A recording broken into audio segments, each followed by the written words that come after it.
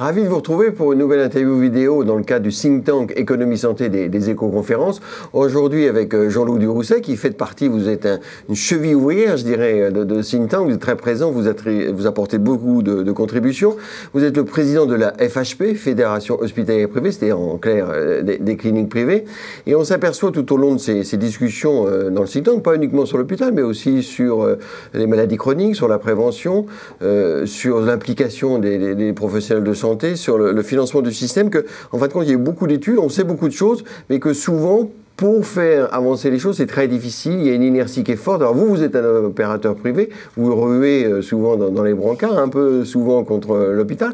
C'est pas le propos aujourd'hui, mais quel est le regard que vous avez, quelle contribution vous pouvez apporter sur comment faire gérer le changement, en quelque sorte, comment faire évoluer dans la tradition peut-être quand même française? Oui, mais justement, je pense que la tradition française dans le système de santé avait une originalité, c'était de mixer une fonction publique qui dirigeait et qui régulait, et une initiative privée qui permettait de faire fonctionner le système et d'innover et de le recréer. Je pense que dans les 10 dernières années, ça a été un ralentissement de la deuxième formule. L'initiative privée a été, je pense, relativement déconsidérée, du fait peut-être des défaillances du système ou des difficultés qu'on a pu rencontrer. Il faudrait pouvoir retrouver ça.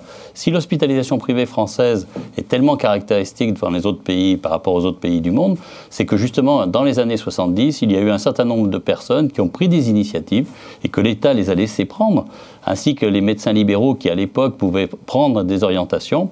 Et ils ont créé ce fameux parc d'hospitalisation privée qui représente aujourd'hui, vous le savez, environ 35% des structures et qui réalise quand même 50% de la chirurgie. Et pourtant, la loi Bachelot, la loi HPST, vous a ouvert des portes quand même, vous a permis de développer des coopérations. Alors, ça n'avance pas, ça ne marche pas?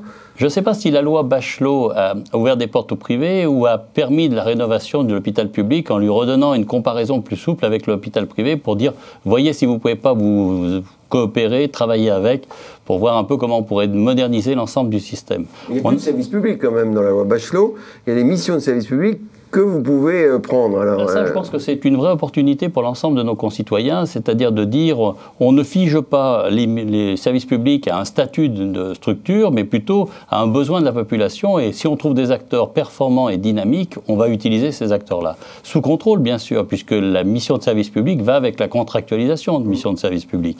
Et donc nous acceptons, nous, hôpitaux privés, d'être sous un contrat contraignant avec des fourches codines sévères. Par exemple, sur la formation des jeunes médecins, puisque la loi nous y autorise, nous avons fait campagne pour dire mettez un plan de formation qui soit le plus performant possible et vous verrez qu'on va améliorer la formation, y compris dans les hôpitaux publics.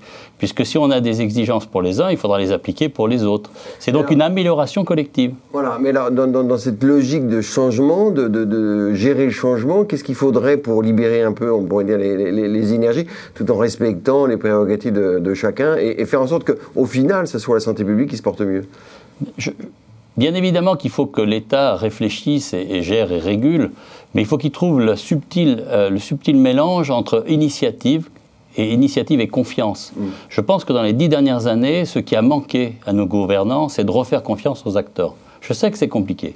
Je sais que c'est compliqué parce que quand on entend la presse, on voit que pour un certain nombre de choses, des dérapages peuvent avoir lieu, que des difficultés, que des prothèses, que des médicaments peuvent avoir des conséquences dramatiques, que le sang contaminé a marqué les esprits, que peut-être la tarification dans les établissements peut de temps en temps déraper, etc. Tout ça, c'est vrai. Et pourtant, l'environnement politique était plutôt favorable à l'entreprise privée. Alors, vous dites les 10 dernières années. Ça le reste. Ce qui était favorable à l'entreprise privée ne veut pas dire confiance dans les acteurs. Et quand je dis les acteurs, c'est pas seulement les privés. C'est confiance dans les gestionnaires d'établissements publics comme confiance dans les gestionnaires d'établissements privés.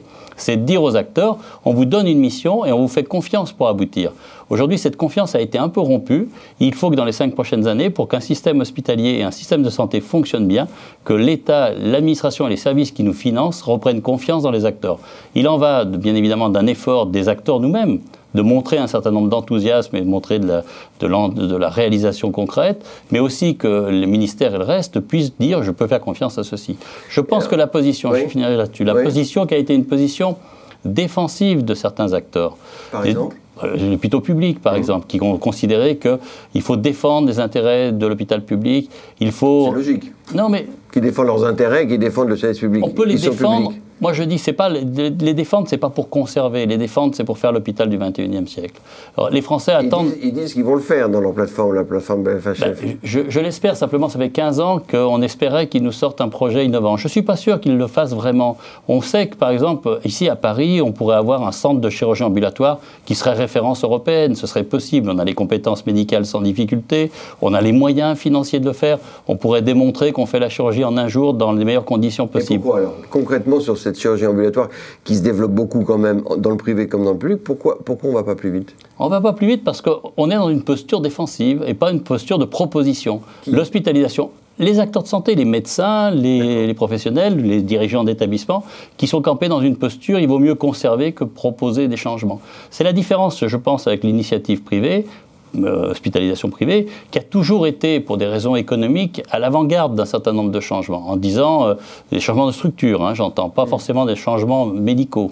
Mais les changements de structure vont de pair. On a proposé la chirurgie ambulatoire en 92. Ça fait quand même quelques années maintenant. Et aujourd'hui, on réalise quand même 80% de ces interventions en un jour. Et alors justement, pour conclure là-dessus, est-ce que dans cette réforme, cette gestion du changement, est-ce que les ARS, les agences régionales de santé, donc qui sont plus près du territoire, plus près des régions, est-ce que ça favorise un petit peu l'émergence de nouvelles possibilités? Alors, c'est une vraie opportunité. Nous l'avons vécu comme ça. Parce que ce qui était proposé dans la loi, c'était de dire le directeur d'agence imagine le besoin, l'analyse et le concrétise.